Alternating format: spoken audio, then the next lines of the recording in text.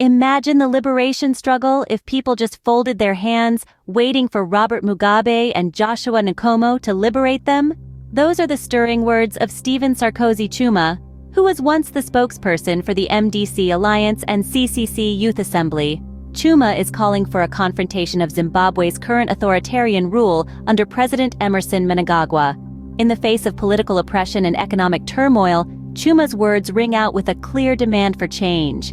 This is not a plea to the powers that be, but a call to action for every Zimbabwean citizen. His message is born out of the frustration and disillusionment shared by many in Zimbabwe, who refuse to remain passive amid the country's mounting challenges.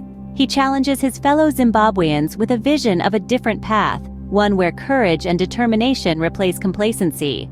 His words, delivered with conviction, serve as a wake-up call to a nation teetering on the brink of despair. Drawing parallels between the struggles of the past and the challenges of the present, Chuma underscores the urgency of the situation. Surely Ian Smith's "not in 1,000 years" would have been fulfilled. "We can't relegate our struggle to Nelson Chamisa alone," he exclaims, reminding his compatriots of the importance of active participation in the fight for freedom and justice. His message is clear and direct.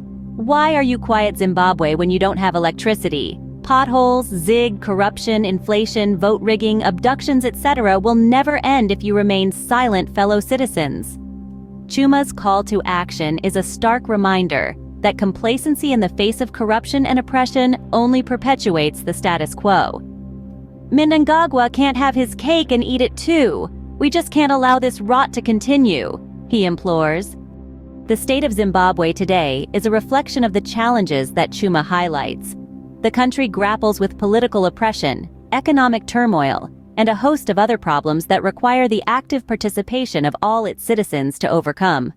In conclusion, Chuma's call to action is a rallying cry for change, a plea for decisive action, and an impassioned exhortation for every Zimbabwean to rise against the current regime. His words echo the sentiments of many Zimbabweans, who, despite the hardships, refuse to remain silent in the face of oppression. They serve as a stark reminder that the fight for freedom and justice is a collective responsibility, not just the duty of a select few.